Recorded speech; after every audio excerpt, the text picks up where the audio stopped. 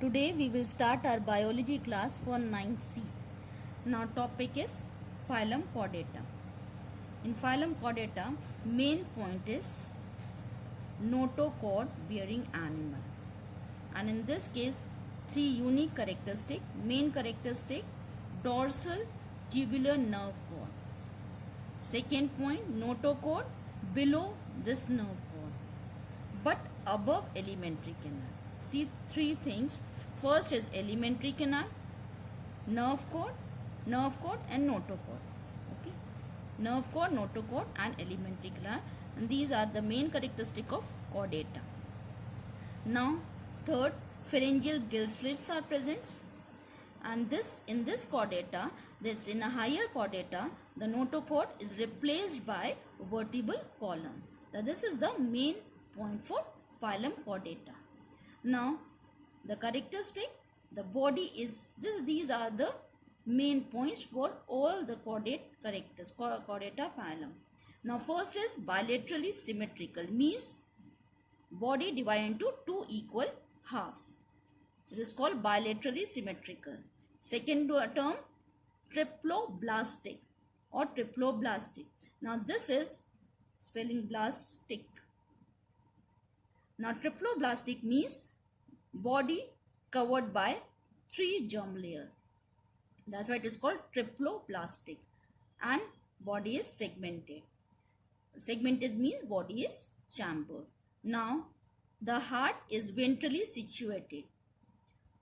Red blood corpuscles are found in blood, and a post-anal tail is present. In lower, no anal or no mouth, nothing is there, but in the lower group. But in a higher group, each and every characteristic is shown in this phylum Chordata, and this post-anal tail is present. Now the phylum Chordata has been divided into three subphylum whose characters are given below. But in your syllabus, this vertebrate subphylum vertebrate is present, and you have to learn only this, not urochordate or hemichordate. You have to learn these points only for phylum Chordata. Now subphylum Vertebrata. In this vertebrata, this is called vertebrata, means vertebral column, which is the replacement of notochord in higher animals. In these animals, notochord is replaced by a vertebral column, and this subphylum is further divided into two groups, and these two groups are Aganatha and Gnathostomata. Aganatha, jawless animal, and Gnathostomata, vertebrate with jaws. This is in your syllabus. Now Aganatha, this jawless animal, these all included in senior section, and now you have to learn only these points for vertebrates with the jaws. Now first, this vertebrates with the true jaws and pair appendage, this group is further divided into 5 classes, and this is important. 5 classes are important for you. Now first class is class species. Now this in mainly aquatic habitat, marine or freshwater. Second point, cold-blooded, means poikilothermal. This is the term, scientific term, and when this definition comes, mainly you have to write this word cold-blooded means poikilothermal, and jaw-bearing vertebrate. Now second point, they have boat or spindle-shaped body, depressed body covered by a scale. First of all, you have to, in class first species, you have to remember fishes and then learn all the points. First is aquatic, second is cold-blooded, jaw-bearing vertebrate, second is boat-shaped structure or a spindle-shaped body, and body is covered by scales and provided with fins for swimming. Third point, mainly the heart. See the heart, auricle and number of ventricle you have to learn, because this is the only difference in all the classes. Now first, heart has one auricle and one ventricle. Fourth, respiration by gills, and this further these fishes or species are divided into two by the skeleton system. First, cartilaginous or bony fish. Cartilaginous means the endoskeleton is consist of cartilage, and if endoskeleton consists of bones, then it's called bony fishes. Now, see this. Next is cartilaginous fish includes rays and scales, and these are marine and they have a cartilaginous endoskeleton, and their gills 5 or 7 pairs and are not covered by operculum.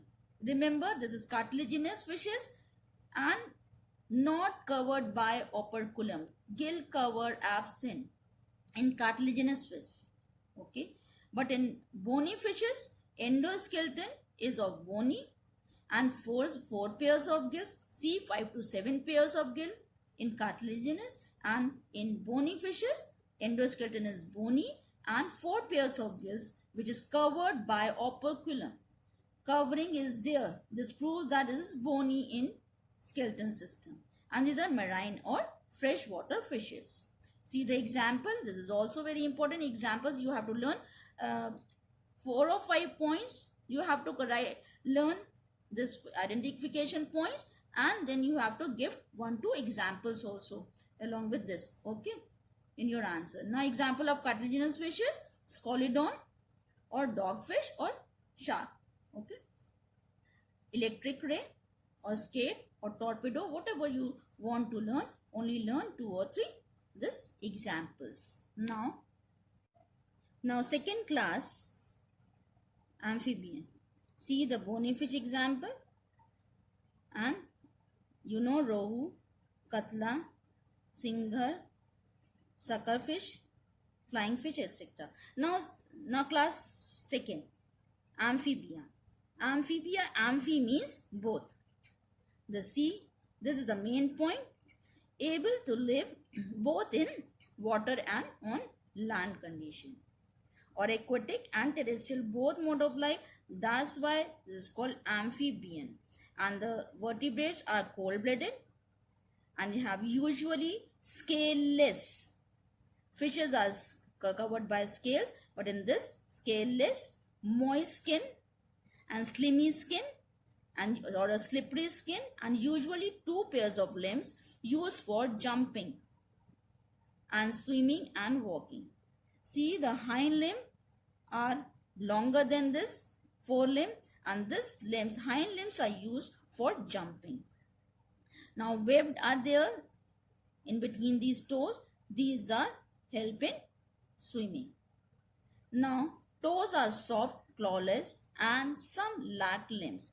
This salamander, okay, in many of the cases, these are clawless and soft toes. Now, they may or may not have tail. In some cases, this is undergo metamorphosis, and changes take place, and after changes, the tail become tadpole tail, reduced to become reduced tail of the frog. That's why in some cases may or may not have tail. Now the fifth point, eyelids are movable. See, the eyelids are movable, and the tympanum is often visible on the surface of the skin. See the tympanum or the ear. No external pinna is present in amphibian, but in place of this, tympanum is there, or an opening or a hole-like structure is there only on the surface, which is visible on the surface of the skin, and this is called tympanum. Their heart has 2 auricle and 1 ventricle, but in fishes 1 auricle, 1 ventricle, but in amphibians 2 auricles and 1 ventricle in heart, or heart is divided into 3 chambers. Now respiration by lungs, gills, buccal cavity, or by a skin or a cutaneous respiration. Now they have a separate sexes and lay eggs in water. Remember this, main external fertilization take place, means fertilization outside the body in aquatic area or in the water, and that's why they lay eggs in water, and the development is indirect. It includes tadpole larva, because indirect means not directly adult stages come, but in place of that, first egg, then tadpole larva is there, which undergo changes Or metamorphosis. Metamorphosis means changes take place from larval stage to the adult stage, and they modify and they adapt to their aquatic life and develop into a adult form, and this adult form are able to live in both the area, whether the water or the land condition. That's why it is called a amphibians.